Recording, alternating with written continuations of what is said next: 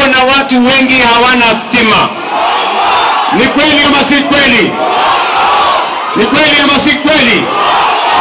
Mtazamaji, ni wazi kwamba Wakenya wameweza kuikataa serikali yake Rais William Ruto na naibu wake Kithure Kindiki.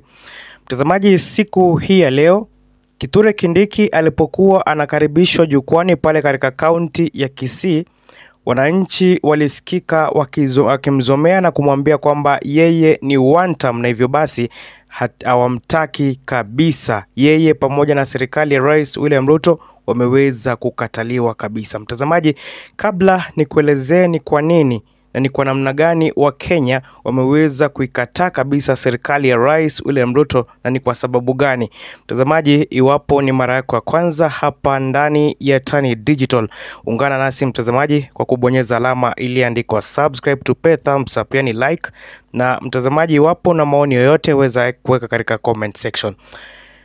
Fahamu kwamba mtazamaji, kuna mambo ambayo yanazidi kuendelea nchini. Ya kwanza, fahamu kwamba Wakenya wamechoka na uongo wa serikali yake Rais William Ruto. Alipokuwa katika kampeni mwaka 2022, mtazamaji, Rais William Ruto aliweza kutumia kanisa na kusema kwamba ataweza kuwa rais wa kwanza kuweza kufanya mambo kitofauti.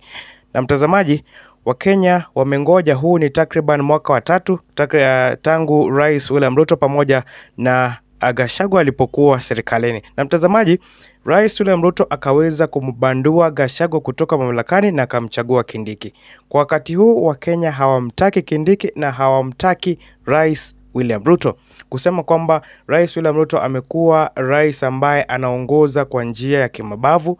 Na mtazamaji, kisa cha Albert Ojwang kimeonekana kuweza kuzua hisia mseto kati ya Wakenya. Na mtazamaji, Rais William Ruto badala ya kuweza kumfuta DIG Lagat ameweza kumwacha aendelee na kazi yake, jambo ambalo mtazamaji linazidi kuwakera Wakenya zaidi. Mtazamaji, jambo la pili, mauaji ya Gen Z ambao hawana hatia. Mtazamaji, fahamu kwamba mauaji ya Albert Ojwang yameweza kuwa tisho kubwa zaidi kwa serikali, huku wengi wakisema kwamba serikali ya Rais William Ruto kupitia kwa wizara ya usalama ama au mawaziri wa usalama pamoja na wale wote washikadau katika serikali ya Rais William Ruto wakijaribu kuweza kukosolewa, mtazamaji, wanatumia nguvu ili kuweza kuwanyamazisha wale mabloga pamoja na wanaharakati wanaojaribu kuweza kutetea haki za wananchi ambao, mtazamaji,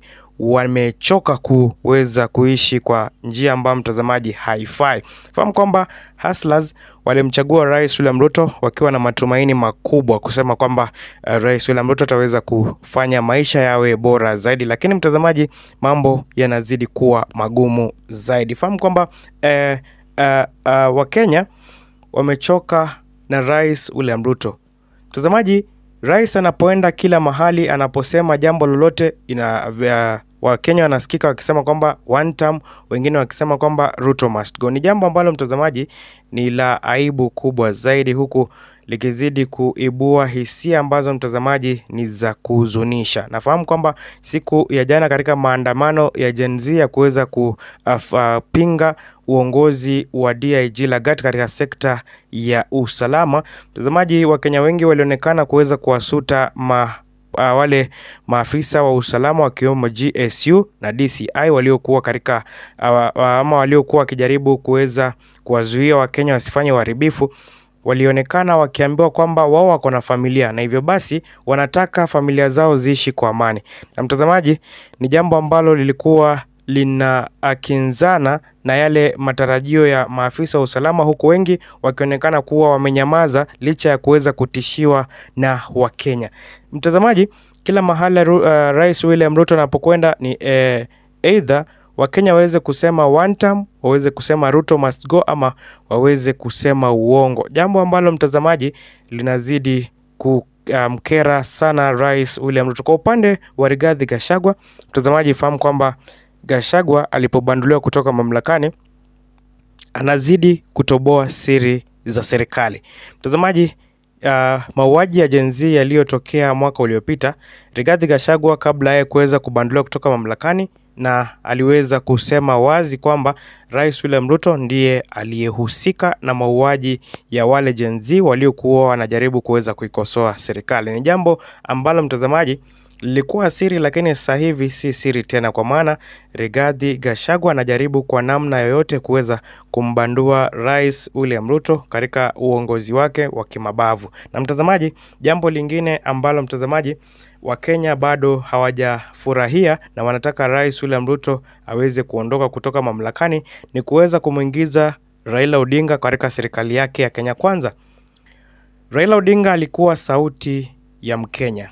Raila Odinga alikuwa mtetezi wa wananchi, na mtazamaji, baada ya hatua yake Rais William Ruto ya kutaka kumuingiza serikalini ili kuwa part of the Kenya Kwanza government, mtazamaji, iliweza kuleta hali ya kutoelewana kati ya mwananchi wa kawaida na serikali ya Rais William Ruto, huku wakisema kwamba Raila Odinga ndiye aliyekuwa anastahili kuweza kuwaokoa Wakenya na kuweza kuwasilisha hoja muhimu za Wakenya mbele ya serikali ya Rais William Ruto.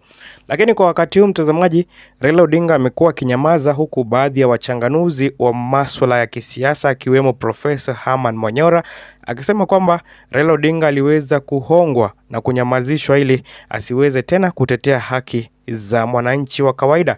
Licha yeye kuweza kukipoteza kiti cha Umoja wa Afrika Mashariki yani AU, mtazamaji, inaonekana kwamba Raila Odinga ameweza kujiuzulu na siasa za nchi ya Kenya, lakini wananchi bado wanajiuliza.